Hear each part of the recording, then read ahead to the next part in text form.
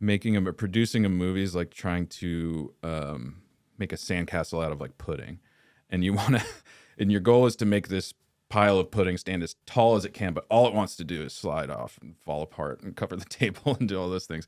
But as long as you can kind of like keep that 30,000-foot view and keep that pudding pile as standing as tall as it can, you're doing the job. But everything wants to fall apart. Welcome to Get Scene Unscripted. I'm your host, Jesse Malinowski. We are going to dive into acting insights, meet industry pros, and master the business. Don't forget to subscribe and share. We're keeping you behind the scenes and ahead of the game. Hey everyone, welcome back to Get Scene Unscripted. I'm really excited for our next guest today. And if you haven't already subscribed, please do, everyone. We noticed that when we check the back end of things, that over half of our views are people that are unsubscribed. So this is your chance to make sure to subscribe. Also, if you've left us a comment, a review, really appreciate that. I got to give a shout out to Julie Kendall right now. She said, great interview, Jesse. Aside from you being an incredibly talented and charismatic host, you asked some really important questions for us as actors, but more importantly, as us as human beings.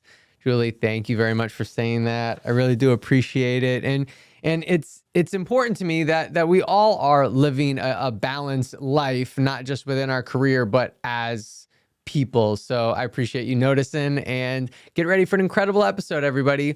We're diving in with an awesome producer, Mr. Tim Reis. What's up, man? Hey, Jesse, thanks for having me, man. Dude, you're very welcome. I'm glad that you're here. Well, why don't we just dive into like a favorite project or something that you've done, and what was like a lesson from it, or a big memorable moment, or a career highlight, I guess. Yeah. So let's see. I've done 7 independent kind of like horror or genre focused films at this point, but I think, and there are highs that I associate with all of them, right? I think like one of the highest highs was probably when we were making a film called The Demon's Rook in 2012.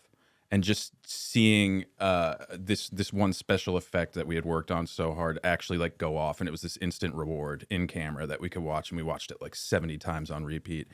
And it was just this like feeling of, oh, all of this struggle, like this like toil behind the scenes was worth it, and we can revel in it and watch it, and just see like kind of like the fruits of the labor, and just see what happens when like, you know, the launch goes right.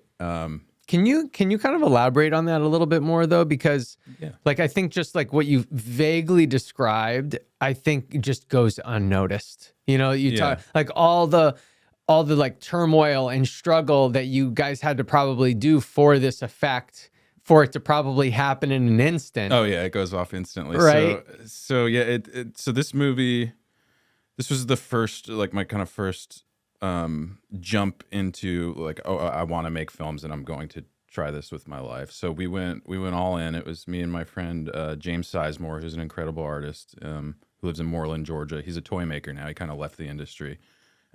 He just makes toys as Wonder Goblin, and he's an incredibly talented artist and really just influential person on me. But I basically lived with him on his farm in Moreland, Georgia for about a year when we were just kind of bootstrapping this movie together. And it's this big, ambitious, like, kid goes into this portal in the woods and then emerges 25 years later and is followed by this horde of demons. And we were just like, oh, we're going to make like an Italian, like crazy horror movie, even though we had no idea what we were doing.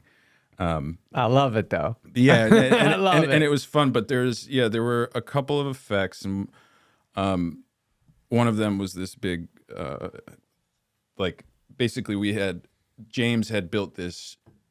It was like a 3-part mask, and it was like a skull mask that was molded to the actor's face, and then this silicone, then this other layer of kind of like goo, and then this silicone mold on top of that. And the effect was that this monster was going to reach out and grab this zombie's face and rip it off, and all this. And we had tubes hooked up, and it was just like, it was, I think, literally probably 3 weeks of making this thing, and only having enough money to do one of them. Oh my gosh. And also knowing that you can only do it once. There's no resetting this and getting like the Jeez. effect. So it's like when all of that happened, and I think that effect cost like $6,000 or something like that. It was something crazy. It was like at that time, that was just an enormous amount of money to us. Like I couldn't even imagine. Right. I've since learned why things cost money, but this, like when we got it in camera, we set up like 3 cameras to do it, and when we got it, it was just this huge, like, oh, this big high five. And there were a lot of other moments on that set that made me kind of like really solidified that, like, oh, this is what I want to do, because I'd never been quite that high off a process from doing something, like really feeling like energized and alive and like, yes, like we're doing it. So that was a good one. And then a couple years ago, I produced the Yule Log movie for Adult Swim, and there's this sequence that happens in the shower, and it's the first big kind of like when the log really like comes out of the fireplace. Oh and yeah, starts I've to kill seen it. people. Yeah. Yeah, It's like pretty and gruesome. The director Casper kind of he was like, I know I want him to die in the shower. I don't know exactly how I want to see it, and it kind of came down to, on the day, we didn't have that much time to do it, so we had to do it in like an hour. And Casper just kind of let me run the camera and figure out that scene, and it was this all in camera for the most part. It got zhuzhed up with like some VFX in the end, but it was this all in camera kind of like brutal attack in a shower, and it pulling that off, and then also being able to see the result, because we had our script supervisor Max was able to kind of put together like quick edits in real time, and it was this kind of high stakes thing where it was like, this is the first kill of the movie, we need to get it done, hopefully this works. And then doing it, we filmed it in about 45 minutes, and then we're able to see, oh, it worked. And that was another, just like that seems to be kind of the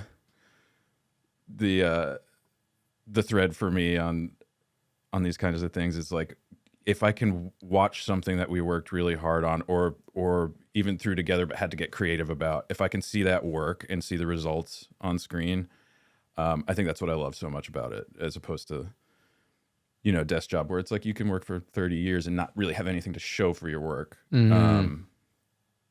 But this is like constantly having things to show for it. Yeah, that's awesome. And I think that's what attracts me to it so much.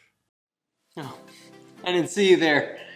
You might be wondering, what the heck is the Virtual Actors Summit? Well, listen up and I'll enlighten you. Picture this, a Zoom session that doesn't suck. I know, it sounds impossible, right? But trust me, this isn't your typical snooze fest where you're stuck watching someone's forehead for hours. We're actors. We know how to make things exciting. The Virtual Actors Summit is a 3-day extravaganza where you'll learn from the best in the biz. Guest instructors, agents, and casting directors. Think of it as a crash course in acting awesomeness, minus the turtlenecks and pretentious monologues. You'll get hands-on training. Actors will get real-time feedback and the chance to actually participate. No more passively listening while you're secretly scrolling on TikTok. We're talking active engagement here, people! Still wondering what the heck this is? It's your ticket to leveling up your acting career. Whether you're in a place trying to snag an agent, get more auditions, trying to book more acting jobs, this summit is your golden ticket to help you get there. And the best part? There's no upcoming union strikes to worry about. So there's no sudden plot twist here. So what the heck is the Virtual Actors Summit? It's your chance to learn some new skills, get re-energized, and not even have to put on pants. Register now, and I'll see you there.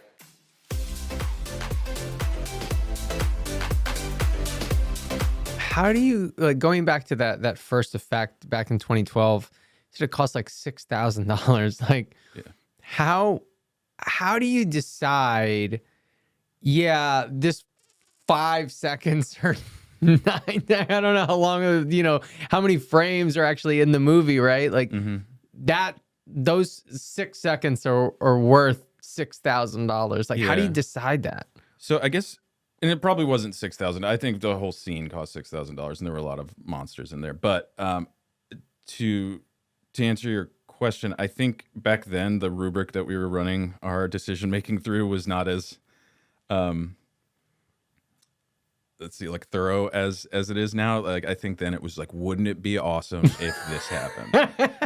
And we were all like, yeah, that would be awesome. And his face gets ripped off. Yeah, we got to do it. And if you watch that movie, it's like the movie's, you know, it's I'd call it like a well-intentioned and good-hearted mess. And it did a lot for me, and it did really well. It played all over the world at all these festivals, Fantasia and Sitges and Fright Fest and all these places, and then Tribeca Film picked it up. But it wasn't because it was this like great narrative project. It was because it was like a real just balls to the wall showcase of like practical Italian, kind of like really throwing back to like the Italian horror stuff, like Lamberto Bava and all that kind of stuff, like Argento movies of just like really goopy, gory, prosthetic monsters that we wanted to make. And that was enough to get that on that radar and kind of like fill that niche where like a lot of people weren't doing that kind of thing.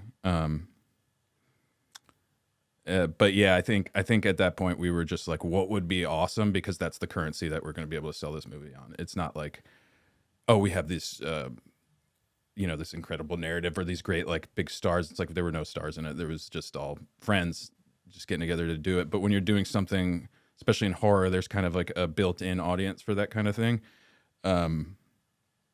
where the star of it is the effects and kind of like what you can show on screen. So we just went really hard in that direction, and we tried to do as much as we could. And the movie's way overstuffed, but I think it is a unique specimen because we did so much with so little. And that's just a genre where people can kind of get behind the handmadeness of it too. Yeah. I love when you talked about the having something to show, like creating something. Cause I feel like now, at least where I am in my life, like whether it's creating something in business, like, like the podcast or whatever, like I'm like loving producing and creating, whether it's a project or again, a new class here at Get Seen. So I can't agree more, but before we got up here, you mentioned how you were in law school and that's when you were going down that road. And then you decided you took a sharp turn and down this road. So what brought you away from essentially something that could have been a lot more consistent, probably, Yes. to we're gonna figure it out each and every day, essentially. Yeah, I would say that decision was really spurred on by I had a good mentor. Or a bad mentor, depending on how you look at it. But so yeah, I graduated college in 2009, so like right into the Great Recession, where it was like the job market was terrible. And I come from a long line of lawyers in my family, as my dad's a lawyer, and 3 of my uncles are lawyers, 3 of my aunts are lawyers, a bunch of cousins. Like everyone's just kind of like, oh, we've found our way into the law. And it always just felt like an inevitability for me. I don't know why. I was just always like, I'll just be a lawyer because that's I'm gonna make sense. Yeah. Like everything is it leads in that direction. But I was I think a little more of a weirdo than a lot of my like law school classmates, or just like people who I knew who were becoming lawyers, or taking that path. And it always felt a little disingenuous to me. It just felt like, oh, what else am I going to do? This is kind of like the path laid out before. So I moved back to Atlanta in 2010 and took the LSATs and started going to Georgia State Law School. And I got a job at a law firm, actually right down the road from here, by the Battery, a place called Taylor English. And the guy there, Mark Taylor, who ran it, he's just like a really amazing person, just like a cool guy, and would really talk to me, and not like, it never felt phony with him. And it was, I think, like a year on into that job, he was like, hey, let's go get lunch. So we went out to lunch and he asked me if I loved the law. I was like, no, I don't love the law. I was like, do you love the law? And he was like, I love the law. It's like, people who are good at this love the law. And I was like, love the law. And he was like, I love the problem solving around it. I love working within these confines to find creative solutions. He's talking about all these things that he really got out of it, and I couldn't see myself getting that same thing out of it. And I think he could sense that. And then he was like, so what do you want to do? And I was like, I mean, I really just want to make horror movies. Like, that's what I love. And he was like, well, you're 22 years old. You should go and try to make horror movies. And I was like, well, I'm just, I'm terrified of being, and he was like, terrified's 38, 3 kids, you just lost your job. He was like, you're not, what you're talking about is not terrified. You're going up a roller coaster. You're still on the tracks. Don't stop saying terrified. And he was like, I think that you should go and try to make a movie. And then he ended up pitching in a bunch of money to help us make that movie. We made that movie for like $40,000. But he came through and actually, I don't know, talked me out of the job he had set me up for somehow. But it was such a cool, real moment that solidified it for me. It was like, I don't love the law, and I don't think I want to become a lawyer.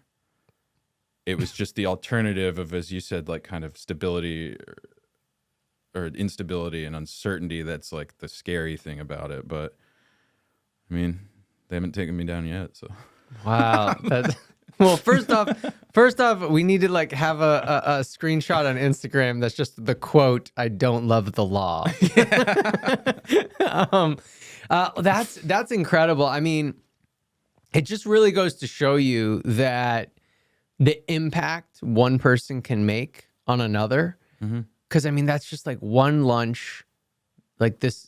I don't want to say random guy, you were working with him for a long time, over a year or so. So it's not super random, but in the grand scheme of life, pretty random. You know what I mean? Yeah, we hadn't planned a lunch. He saw me and was like, let's go get lunch. I think he could sense something. Totally. Because I'm not great at hiding what I'm feeling either. So I think if there's something heavy weighing on me, if you spend enough time around me, you'd probably notice.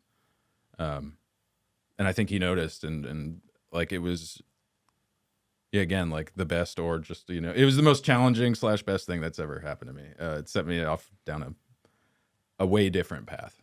Yeah. So, yeah, definitely. And I love the perspective shift and the reframe that he did, because you're like, well, I mean, I'm terrified. And he's like, let me show you what terrified could look like. Right. And then it's like, oh, all right, I guess I'm not, maybe I'm just because that's that changes everything. Your mindset and how you're looking at it. Well, I'm terrified. Well, terrified means you probably can't move, but being nervous this is just uncomfortable. Yep. And I was just nervous and anxious, and it's something I struggle with forever and ever. I don't think that necessarily ever goes away, but it was a message kind of given to me at exactly the right time, I think, because someone who knew me could sense it in me, and who cared. He cared, and I think that's what's so cool about that, is he was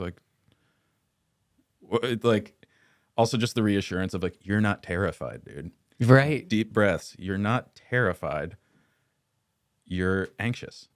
You have ambition, and it's right now you don't even know how to take the first step. That's anxiety ridden. It's hard to not be, but terrified was not the way to do it. And I think that's really stuck with me, because now I'll kind of, the second that I'll be like, oh, I'm overwhelmed and everything's, it's terrifying, I'll be like, it's not terrifying. It's wow. It's obnoxious. Yeah. You know what I mean? I don't know, that talk really helped me kind of reframe the way that I was positioning myself in my story, if that makes sense. Where it was oh, what if everything goes wrong? And because I do have a tendency also to kind of catastrophize and future trip and not be so present. And I think the core of what Mark told me that day was just settle down, stop. He's like, if you don't want to choose this path for the rest of your life, you don't have to. You can kind of figure it out right now, and you have that luxury at this age. And I don't know, it was just it was a really good just human moment for me that I think back on a lot. I bet. Yeah, I bet. So as a producer, what exactly does a producer do? So it's so kind of all encompassing as to be nebulous almost a little bit. It's because there are different, like you'll see all kinds of different kinds of producers. Like you'll meet Right. like really boots on the ground producers, and then you'll meet producers and you'll go, what are they doing? They're just on their phone, not even looking at the screen the whole time. So I think it's a title that can kind of get spread thin over a wide group of people and skill sets. But for me, it's always been about being the person with kind of like the 30,000 foot view of the project. And the project is so much more than the script. The project is all of the things that have to be in place to allow the script to come out. It's really just about keeping organized and keeping a Rolodex full of good people that you can trust, because there's no way to produce without delegating. Because you try to take it all on yourself and it will kill you. So it's about to me, it's about building a network of people that you can trust and delegate to and know that they all understand the mission that is in the script. And I think a lot of times you'll see producers who are way more just on the like spreadsheet side of things. They're like, well, if the numbers don't make sense, the movie doesn't make sense. And I'm very much like a story first. Like I read the script and I want to, how can we do everything that's in the script? And sometimes to my detriment, it's like I'll do too much. But I always feel like a slave to the creative a little bit. So my producing style is always more boots on the ground, working with the director, figuring out on the day of the shots. And this is in addition to kind of like assembling the Voltron that you need to make the movie. And I've described it as like producing a movie is like trying to make a sandcastle out of like pudding, and and your goal is to make this pile of pudding stand as tall as it can, but all it wants to do is slide off and fall apart and cover the table and do all those things. But as long as you can kind of like keep that 30,000 foot view and keep that pudding pile as standing as tall as it can, you're doing the job. But everything wants to fall apart. And the bigger the script, the more complicated it is, and the more complications you add to something, the more points of failure there are, the more, and it can just create a kind of a domino effect of chaos if you're not on top of it as best as you can. And no one's going to be perfect at producing, but I think, just trying to keep all the pieces together and really communicating with just each department. I think a lot of it is interpersonal and social skills. At least in the way that I produce, it's so much maintaining relationships, calling on favors, doing all of those things, and just making sure that the budget's being upheld and that you can kind of fit everything into this box. But it's not that I have to do everything; it's that I have to be aware of everything. Yeah. Because at the end of the day, the buck stops with me. If I'm producing a project, like I'm the one who answers to, if it's for a client, it all has to be kind of like filtered through this one point. I hope that felt a little rambly, but I think rambling is almost the only way to answer that question, because it is so. Yeah, Like, exactly. There's all kinds of producers. It's like, Well, you mentioned it's like there's all kinds of basketball players. Like sure, yeah. Well, you mentioned building the team, which I think is, I mean, you got to be able to delegate. You're building the team. How do you do that? So I think that's a function of time and wisdom, is kind of like being able to recognize valuable players from each project that you do, and kind of keeping a a roster of people for those next projects. And it was never like, oh, we've, after we did a movie or two, it was like, that's our crew, we're locked in, that's it. Because people fall out of this industry. People kind of come and go. It's not that secure path. So it's like you have to be flexible in how your kind of team evolves, I guess. But yeah, it's I think Like what makes for you like someone to kind of add to the team? Like because I don't necessarily think like how do you vet them, right? Because I think it's like, yeah, you work with them in a project, you're like, wow, that person was an A player for me, I want to work with them again. I think what you'll notice about people who work on my sets is they do love the content that we're making. Like, these are all people who love horror movies, love genre movies, love action movies, things like that, and can get into that. So when you get people who are kind of like passionate about the work that you're doing, it's easy for them to go above and beyond what is necessarily the ask. And I think that's what I really value in people that I work with, or people who care. Because you will get the people who they didn't read the script.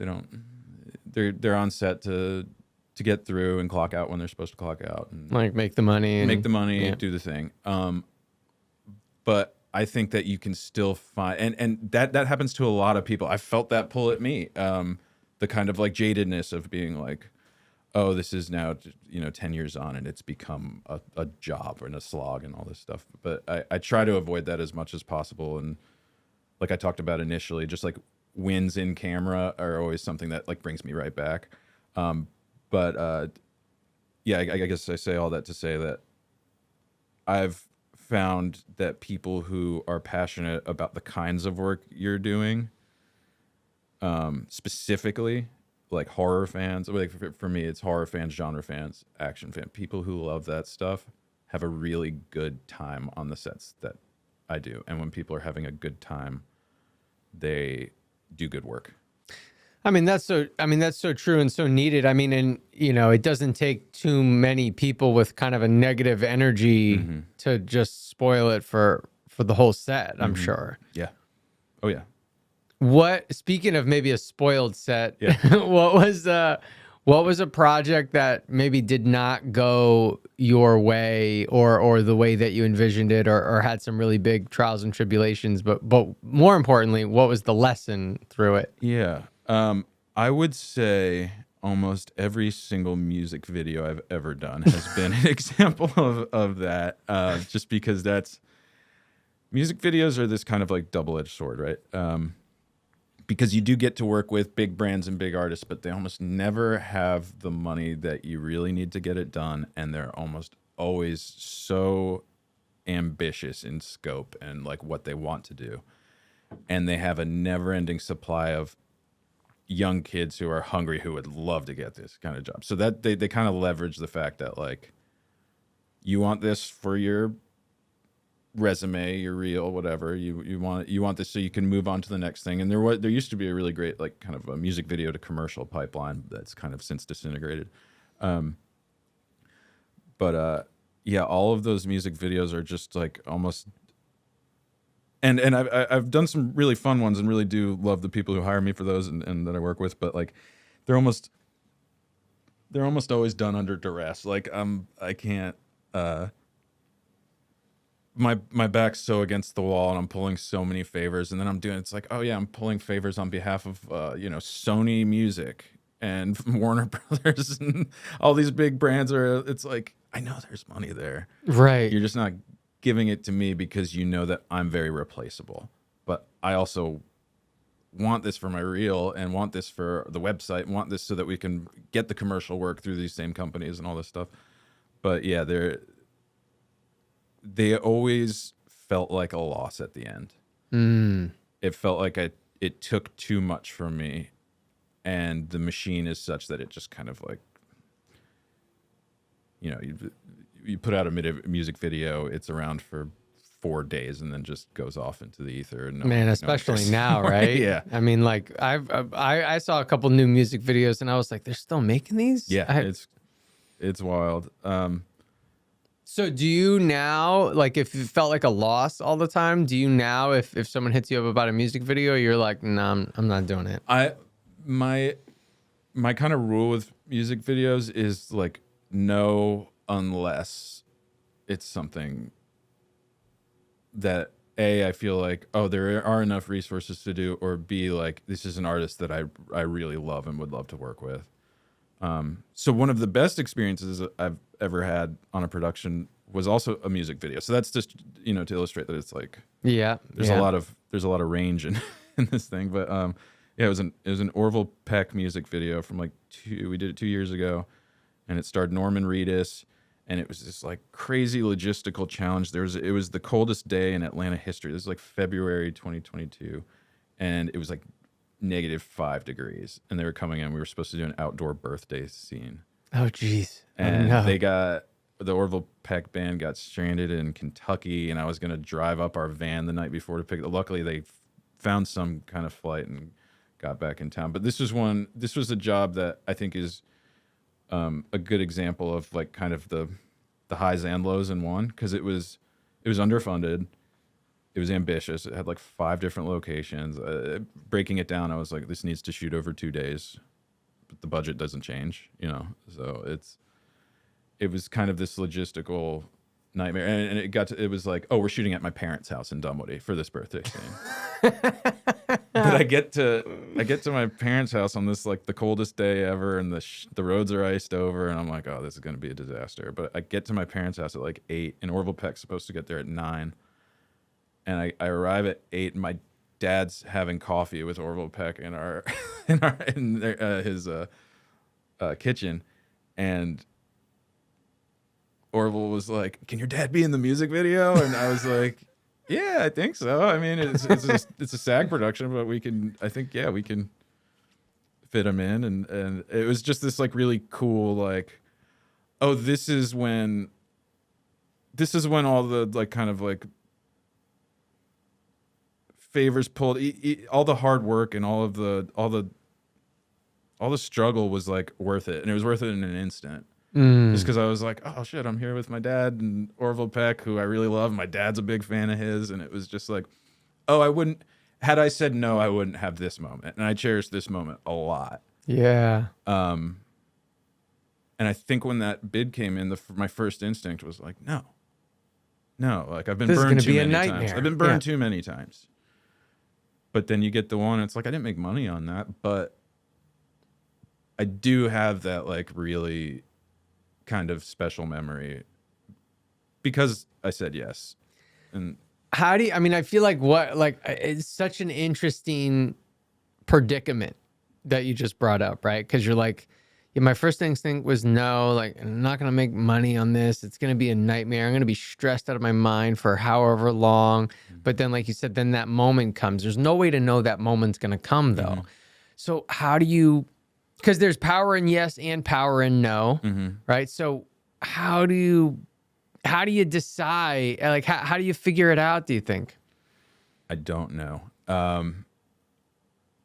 I've gotten a little better at listening to like my gut about these things, because normally when any kind of opportunity is presented, I'll get some kind of physiological reaction, but then I have to like, and it's a little knot in my chest, and sometimes that comes with good news, because sometimes good news and opportunity means a lot of hard work. And so it'll be like for instance, like when we won the Yule Log bid,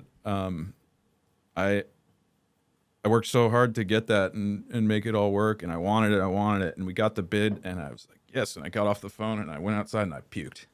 I just puked everywhere. And there's that actually seems to be a bit of a thing with me. We were doing... Say yes, get excited, and puke? Yeah. Okay. So we were, in like 2013... my good buddy Bart Koenigsberg, he was working at YouTube Gaming for Google, and he was also working with this company in Alpharetta called High Res Studios, and they produce a game called Smite. And he was like, "Oh yeah, Tim, my buddy Tim can do live production and all this stuff." And he was like, he's a video guy. He'll do it, because they wanted to do their big world tournament. This is right at the beginning of like these big esports things. So I go in for this meeting where Bart's like, "You should talk to Tim. He's a video guy."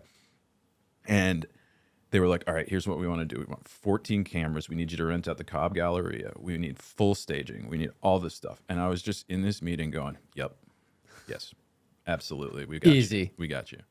And it's this like $1 million bid. And I'm just like, "Yep, I got you." I'm 24.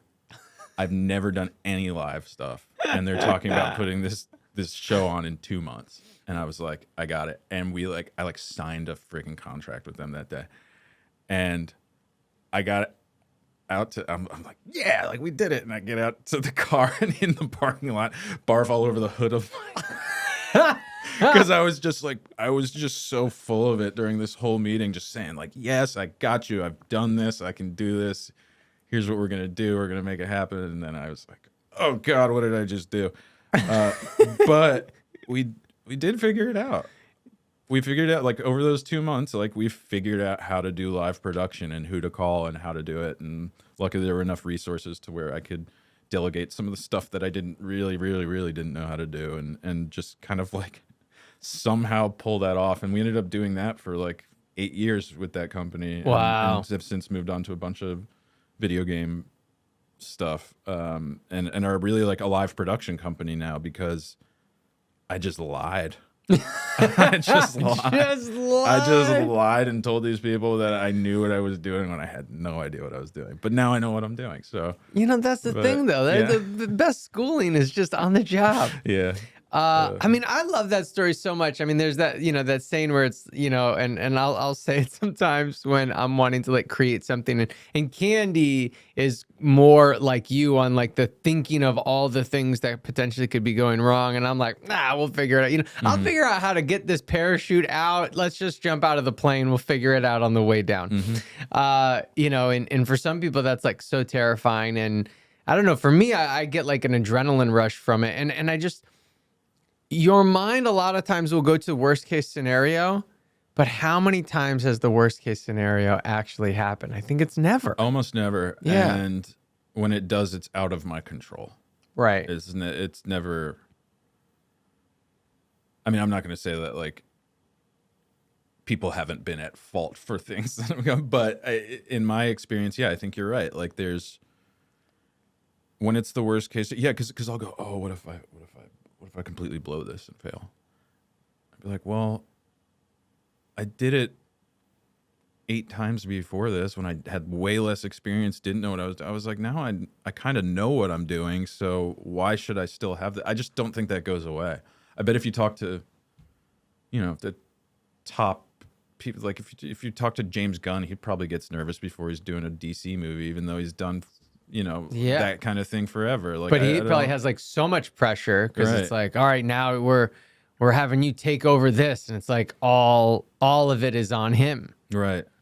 And like, where do you start? I think that's like something that I'm like, when you have this kind of like enormous, and I've only seen a fraction of it, but I'm like, yeah, if you're James Gunn and you get handed like the DC and it's like, all right, you're in charge, go. It's like, where do you start eating that elephant? I don't even know. Like, I'm sure you have people who are helping you figure it out. Right. But I tend to sometimes get kind of like, I'll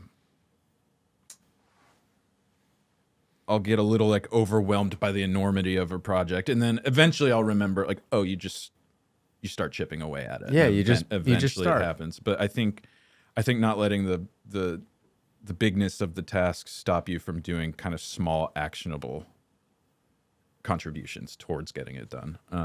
And once you start doing that, it's like it becomes. This is honestly me talking myself through this, because a lot of times I'll just be paralyzed by anxiety and just like, I can't do anything. And eventually, like I'll have to, but that's something I wish that I was a little better at. Well, you just described exactly what needs to be done, and what's so interesting about that as well is like the the anxiety and the feeling of like, I don't know what to do, right, is like that stuckness, right? And that's what it is. It's you being stuck. If you literally take any kind of action, it begins to give you that momentum. And when you get that momentum, that feels good. And then it starts to give you that confidence, that belief in yourself. You know, it's like if you say, you're talking about James Gunn, it's like, but if DC came in here and gave you that opportunity, I think that 24-year-old self would jump right back up. Got it. Easy. No worries. 100% I'll do it. You know, and you'd figure it out like you always have. Yeah. No, I think so too. I guess I just think it's in a way it's scary but also reassuring to know that like, oh, you're never totally in charge. You never like are like fully have that. I think I appreciate that because as someone who's not in charge, I'm like, okay, no one's in charge. Like a little bit. You know, it can kind of give me a little we're all in the same boatness of it. Like no one's above feeling nervous about a project. No one's above feeling, overwhelmed by work. No one's above feeling out of control sometimes. Yeah, I mean, on the actor side of things, you know, I'll tell you, like, you know, you're in the audition room all the time, right? And now it's like almost even worse because the audition room is like your own house, you know, self-taping. So you have like ultra comfortability. You have your scene memorized or whatever, and then you get on set. Maybe there's multiple cameras. There's definitely, you know, 30 times, 40 times the amount of people. And like all of a sudden the lines that you memorized like just aren't quite there the same way, you know? So, I mean, I think the nerves are there for everyone. Yeah, I've only acted like once or twice, like on screen. Once in the Demon's Rook because it was just we needed someone in the scene. You're like, it'll be me. I was like, yeah, I'll do it. And I remember when I was doing it, I was like, I don't know why I thought I would be good at this. But I was so like, yeah, I'll do it. You know, you're like, I can do it. I was like, yeah, I can do this. You know, what was hard about it?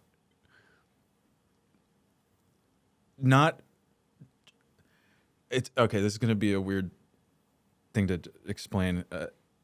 Trying not to look aware of the camera. And I don't know how to put that other than like, I'll see it when other people do it. It'll be a slight like smirk or it'll be something where it's like, I'm looking at someone who knows that there's a camera looking at them. Right. And it's hard to like pinpoint exactly what that is, but it was all over my face. And I could see it and I'd be like, you know what I think it was? I think it was you weren't connecting with your partner. Yeah, probably. Yeah. Yeah. No, not at all, actually. Yeah. Yeah. That's what it was. Yeah. But I think that I'm so impressed by strong acting when I see it, especially in person, like on set, like when you're outside of like, oh, here's what the finished product's going to be. When you can recognize good acting on set, it's like it's a pretty like unique experience. What does that look like? That looks like functionally, it's when you'll see the whole crew stop. Even like not just people who are in eyesight of, or like, you know, eye line of the actors, but like the whole crew will stop. And oftentimes you'll get like a reaction afterwards. You'll hear like, you know, you'll hear multiple people going like, whoa. Because when you see powerful acting, it is recognizable. Everyone can recognize it. Everyone on the crew can recognize it. And a lot of the times it's like, you know, more emotional script beats are more conducive to this kind of thing. But like you can see it all the time in people that are good actors. And I think it's what, I don't know. It's just like dipping my toes in, however briefly, just to fill this role because someone else dropped out, made me really realize how much goes into acting that I think I took for granted. I was like, you just pretend, you know? And then you see good actors really get into it and become it. And on this project you and I just worked for, when you came in for your audition, it was you brought an outfit that was kind of like your take on this character, and I was so just like instantly captured by that. I was like, oh, this is something that when you read this character, you had this vision for what he was. And I was reading the character in the kind of like, the fog of imagination. But when you walked in, I was like, that's him. I was like, that's him. He just stepped out of these pages fully formed. And I was like, oh, I don't know. I just thought that was so cool. I appreciate that. I mean, thanks for sharing that story. I love that. But can I want to like take that a beat further, because I think this is going to help a lot of actors right now. That like either, well, I want to know which one, because I'm not 100% clear. Either A, you don't even know what you want, or B, I brought something kind of completely different. You realized it was better or it fit better. But like either way, as actors, you just have to take ownership. You just have to be like, this is what I think it is. Like, and I don't care what the producer or director thinks. Like, this is what I want to do, because I'm going to have the most fun doing it, or I'm going to feel the most fulfilled doing it like this. And it's just like, as bold as you can, kind of. And it's not, I wasn't being bold to be bold, right? I didn't do that because I thought, oh, this will get me the part. I just was like, this is what I think it is. Well, right. And it didn't feel like a wrestling promo or something. Like it was like, it was in the character. And I think it was just something like, so to answer your kind of A or B, I think it's a little bit of both. I think I did know what I want, but in my mind, a lot of times that's like the safe choice, or not, maybe not what I wanted. I don't think I knew what I wanted, but I knew what I was expecting. Right. Okay. And then when you're presented with this other option that's outside of that box that you were expecting it to kind of fit in, it can be like, oh, this isn't right, or oh my God, this is so much better. This just opened up the script for me. Like and I think that you have to kind of balance between like what you want or what you thought you wanted or what you were expecting versus being open to other people's interpretations of stuff. And that's why I think movies are so cool, because it's so collaborative between just absolutely everyone's bringing in something personal to this vision that is a singular vision, but has so many points of views that are coming into it. I think like that's what, I don't know, not to sound all art school. No, that's what makes movies exciting to me. And I agree 100%. Yeah. I always kind of describe it as like, it's, this puzzle, right? And the producer might be a bunch of puzzle pieces, where like the extra is just one puzzle piece or something, you know what I mean? And it's like, but all of them come together, and that makes this like beautiful picture. And it's just like having a medium that's so collaborative, I think makes it. That's why movies can be more than the sum of their parts. Like, you know what I mean? Like there are some movies that aren't maybe not, like if you ask me what my like favorite movies are, they're not the best movies. They're, and best, but like they're not, the awarded movies, the ones that are lauded as being like the greatest films of all times and stuff like that. But they're movies that are, through being imperfect and through kind of like just world building that happens because of all of the collaboration that's happening. You can't write all of that. It's they become feelings almost more than pure narratives that you're following. And I think you can find that in other kinds of art, obviously, like music and painting and illustration. But with movies, it's this really kind of beautiful thing where you can watch like a schlocky 80s horror movie but be left with such an impression. Like yesterday I watched Slumber Party Massacre 2. Classic. Dude, unbelievable film. Just going for it. Really, really going for it, and not having a ton of resources, and just like it's not just what's on screen. You can feel the spirit behind it. And I think that's like the coolest thing about movies. And that's why that's why I like to be involved in them, is like, oh, what can I contribute to make this thing bigger? than it is, or than it might have been. And yeah, I think you don't get that with more like singular works of art, or more of a, where you don't have so many people contributing to what the vision's going to be, which is cool. And then it's also really cool that you can have directors who will be so singular and so able to do exactly what they wanted, almost despite the collaboration that's happening. It's so, I don't know, it's just such an intriguing kind of way to make art to me. Again, I feel like I'm rambling. No, you're good. I have one more question before we jump into our spotlight sign off. Sure. And it's, you mentioned the different points of views that everyone comes in. As a producer, how do you steer those POVs in when should you not, I guess, maybe? So I think it's a really good question, because it's every department's going to have Right.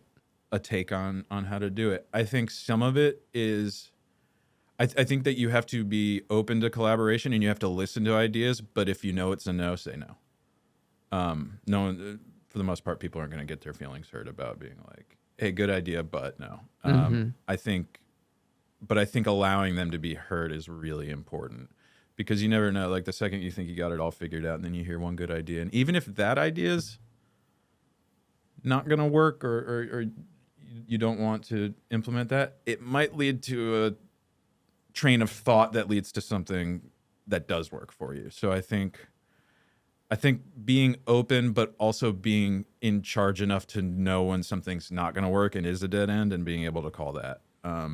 But being open to the possibilities when you're like, oh, this could open up a different road or a different path, being able to kind of just don't close yourself off to that. Explore other people's ideas, because a lot of time, I mean, you hired them for a reason. It's because you like the way that they think, you like the way that they do their work. So I think at the very least, being able to hear that out is a smart way to produce. But also, yeah, being able to say no when you're like, no, I'm sorry, the jacket's plaid. Yeah, yeah. But yeah. Nice. Well, our spotlight sign off starts with this question, and it's 5 questions to end strong. The first one is, what is something you're incredibly grateful for today? I am incredibly grateful for my girlfriend Megan, who I lean so much. She's in the industry as well, and is just like such a powerhouse of organization and all of these things. And we're currently wrapping up a project, so I've been feeling a lot of gratitude for her recently. And then honestly, something that made me feel really grateful today was being woken up by our dog Maud. Just so happy to see me in the morning. I got woken up with just like, sloppy dog kisses, and I was just like, I sat in bed for like 5 minutes just petting the dog and just being like, you love me, and I'm so happy about that. Yeah, yeah. And it was just this really nice kind of like, I don't know, I guess sometimes I'm grateful for Saturdays, just like a little break in the grind, and just being able to take those like 5 minutes and watch Megan sleep and pet the dog and just be like, oh yeah, I'm feeling good. There are things to be excited about in the world, and those two just always remind me of that. Megan, if it gets naggy, you just go back to the podcast and you're like, look, you're grateful for me. Awesome. I love that. I think both are so important. Real quick. Yeah. Also, just really grateful for my partners in my company media team, who just, when I kind of go and do these narrative projects that aren't necessarily paying all the bills, these guys really help keep the ship afloat and make sure that we're able to kind of have everything, like be able to do the commercial work and do the live stuff, and also do the crazy horror movies, which is, we want to build this kind of weirdo brand, and I think that we're doing it, but it would be impossible without Mike Morgan and Paul Katzman and John Manfredi and my partners in that business, who just, I think finding a good team like that is just the most invaluable thing. So yeah, I just wanted to say thanks to those guys as well. Hell yeah, absolutely. Second question is, what is a film, TV show, book, or event that changed the trajectory of your life? We already know the I Don't Love Law trajectory change, but is there another one? Yes. Okay, so do I have to just choose one? No. Okay. So first book, Shel Silverstein, Light in the Attic, and I guess Where the Sidewalk Ends. Those Shel Silverstein Classics. Illustrated poems. Just when I was like 6, 7, 8, 9, I was like, these are the best. These are far out and crazy, and the illustrations are weird. And I was like, oh, I think that's the first time I realized, like, oh, I can be weird. And it's okay to be weird. Hold on, are you ready for this? Yeah. I think I still have a Shel Silverstein poem memorized. Oh, amazing. All right, it's good. I made myself a snowball, as perfect as it could be. I thought I'd keep it as a pet and let it sleep with me. But last night it ran away. Last night it ran away, something, but first it wet my bed. Yeah, it's perfect. It's perfect. And then like later in college, I realized like Shel Silverstein was a real far out dude. He would write other stuff too. Yeah. But he just got kids, and he respected kids, and I think that's what I really loved about it. It didn't feel like I was being like read too pedantically about, Yeah. My parents wouldn't put on a voice when they would read the Shel Silverstein stuff. And I don't know, it just made me feel like an adult. And I was like, oh yeah, you can be weird and cool and grown up. So that was a big one. And then the movie Ghostbusters, I watched every single day from age 5 to 7, probably. Really? Yeah, we had a VHS of it that I literally broke. Like we wore through it because I would just watch that constant. Did you have a movie that you would watch like when you were little that was just like, we're putting it on? Probably Liar Liar. Yeah.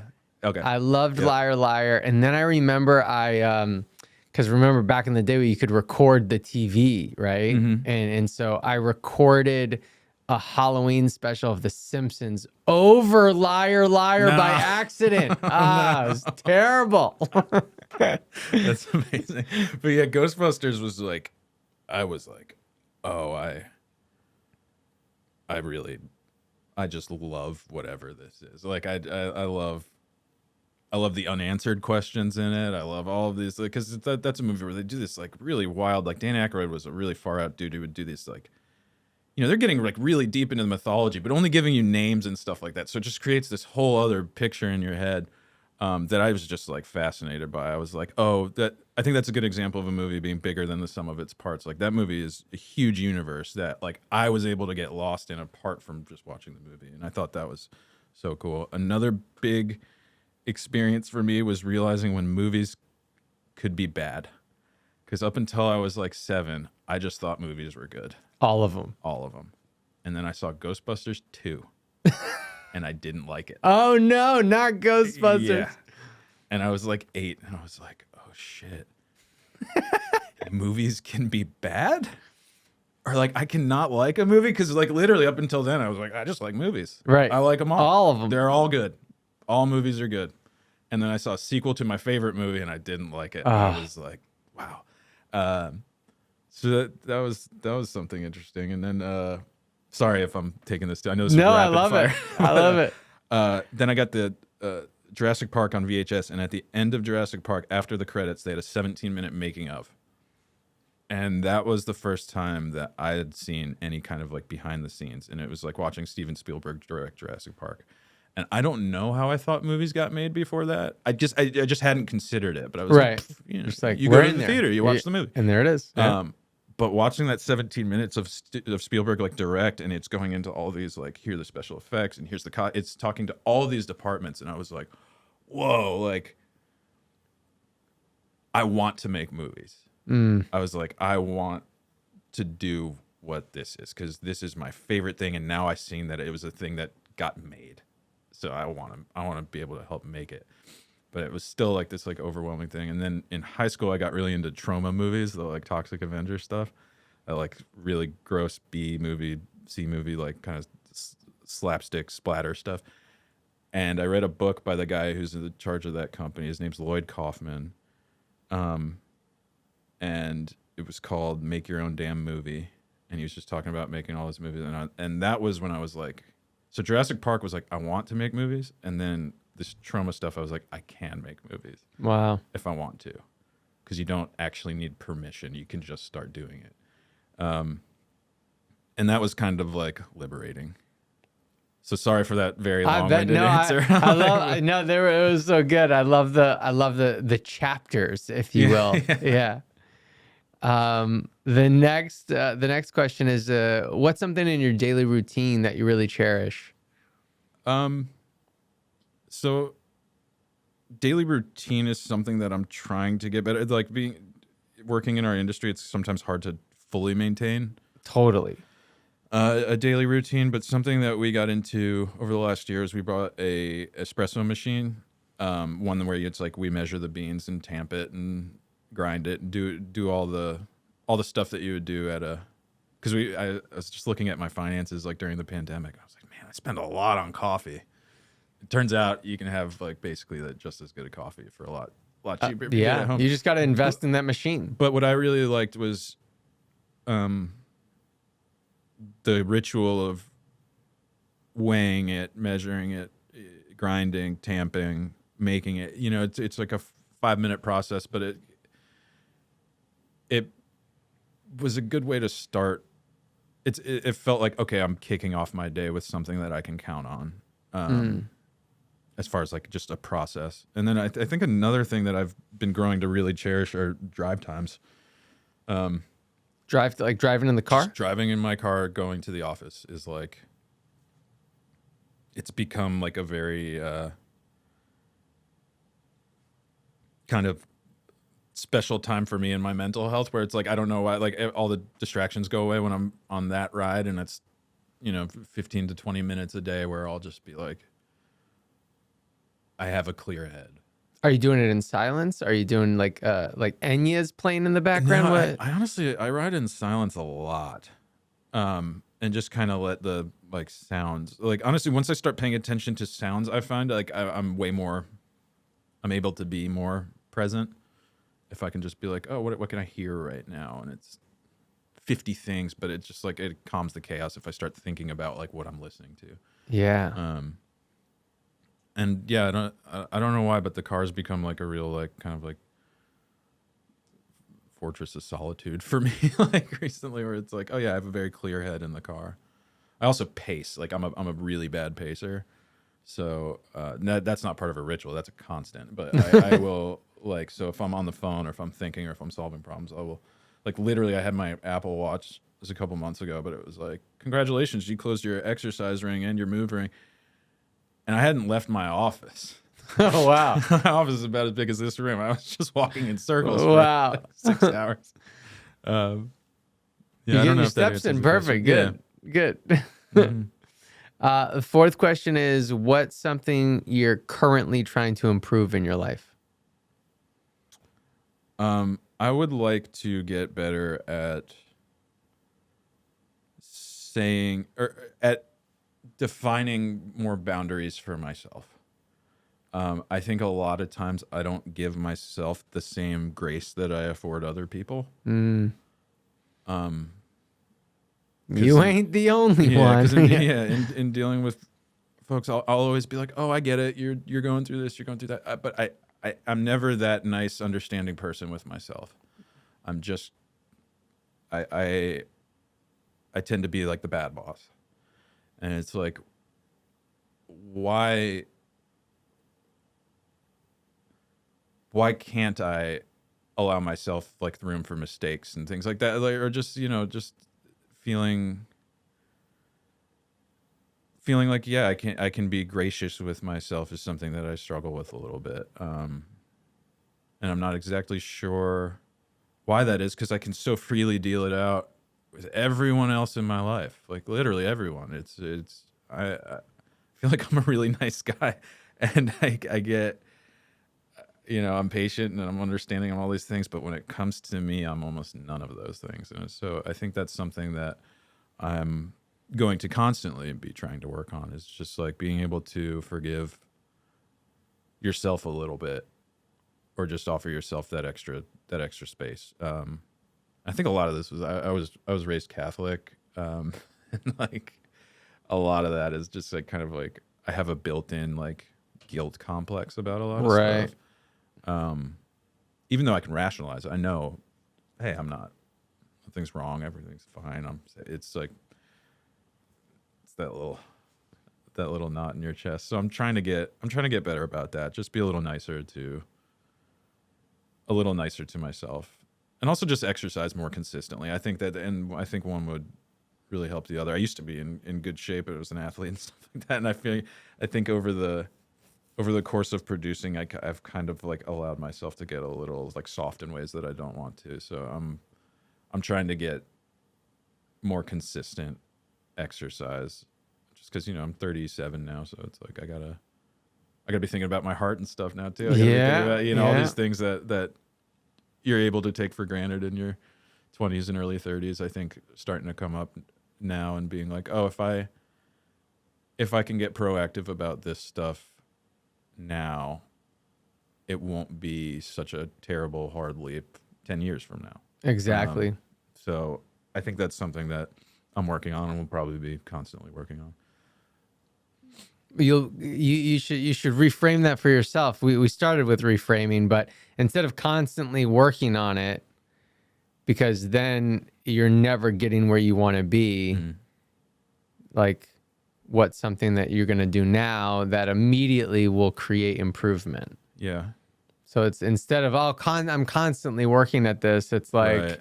I'm going to do this right now, and then you can move on to the next thing and move on to the next thing. Just like it's the like small the elephant. It's the no, you're right. And I think what you said earlier about doing the one thing to just get unstuck, like something that can give you momentum, will eventually lead to the big thing that you want, that's bothering you, or that you're trying to get done, or just whatever the task is. Because the current view that you have, the way that you're looking at it, and correct me if I'm wrong here, but you're like, oh, because I'm at the age, maybe I need to start thinking about my heart. Like that becomes a much bigger thing than like hit 10,000 steps each day. Yeah. That like I need to worry about my heart is this that's huge everything. thing, right? Where it's just like, oh, maybe stop eating, I don't know what you eat, but I'll just say like Pop-Tarts or processed foods or something. You know what I mean? Like just eliminate that, right? So it's like three slices of pizza last night. There you go, right? So it's like these small things. It's like, oh, that's what I've been doing. I'm gonna stop. I'm gonna eliminate that, or I'll add this. And now it's just a small thing that we're doing. That's not this big. It's not the entire DC universe. Yeah, exactly. But it is like thinning that cloud out too. Like by doing the small things, like the bigness of it is diminished in a way. And I think that's like my big to do is to try to not get so overwhelmed by the big picture and be able to take small actionable steps that are in service of that big thing, because eventually in staying the course you do get it done. I think just trying to not let yourself be overwhelmed by the bigness of a project, and just do it one step at a time. It's just it's a struggle. I do think I'm going to be working at it for I don't know if I'll ever quite be able to lose that, but I think being able to have more control over it is a good goal. Yeah. All right, Tim, last question. Yes, last sir. question is this, and we've gone over a lot of cool stuff, so it might be something we've already talked about, but if the listeners could get one thing and you want to make sure that they get it, what would it be? Something we talked about or something we missed? Let's see. I would say, oh, Jesus. The pressure's on. One thing that I want to like impart. Yeah. Okay.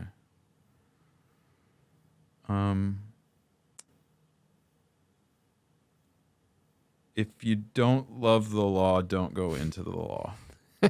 Yes. I think that's real, and I think that can come at the loss of some comfort and some stability and some of the other things. But I am so glad that I did not continue down that path, because fundamentally it wouldn't have been right for me, and I think that I would.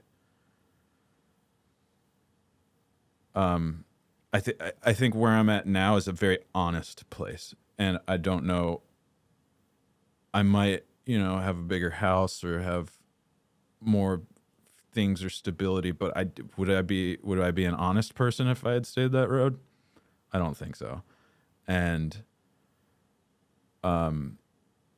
there's something to be said about being able to live from a place of like truth and honesty, and not feeling like I won't have to be like on my deathbed wondering what if. I will have found out. And that's and I think that's scary, but also like could lead to amazing things. And so far, I'm very much on the journey right now. I haven't arrived anywhere. I'm still trying to get on. I'm still trying to make this stuff happen. But it doesn't feel fraudulent, and that's something that I can kind of hang my hat on. Is that I was presented with a path and chose to go the other way, and it's not something I regret.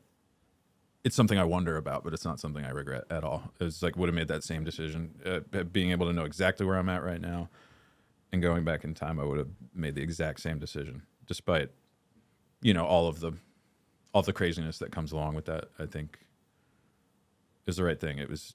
I knew and it was the way that question was presented. Do you love this? No, don't do it. Right. Cool. Yeah, and it's that simple. It is that simple. And it might that when you make that decision, like it might get a little scary, but like you can know that you're coming at this from the right angle. You're doing it for the right reasons. This isn't phony. So that's what I would say. Like if you know that you love something, I think that you owe it to yourself to give it a shot, because I know in my heart, if I had been like, that's a pie in the sky dream, I can't make movies, there would be something very empty about me right now in that alternate universe. There would be something unfulfilled. And I don't think that's worth it. I don't think there's any amount of stability or money or all these things, because you see people's lives fall apart when they have all that stuff anyway. It's like that's not the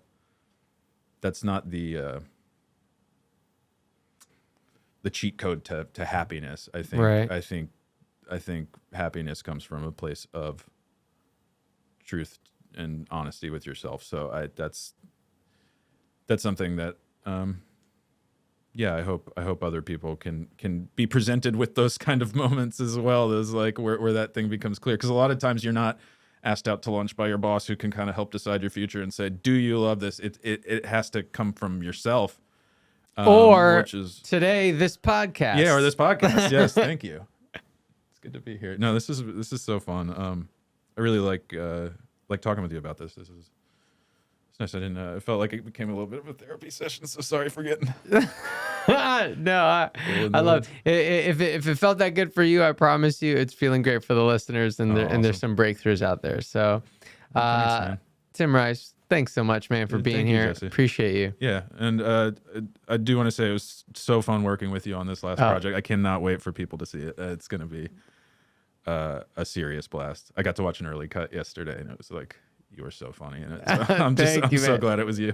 Thank you, dude. I'm excited. I'm very excited too. So thanks so much for being here. Appreciate you. Everyone, if you enjoyed this, make sure to leave us a review. If you haven't subscribed yet, do that. And we look forward to seeing you on the next one.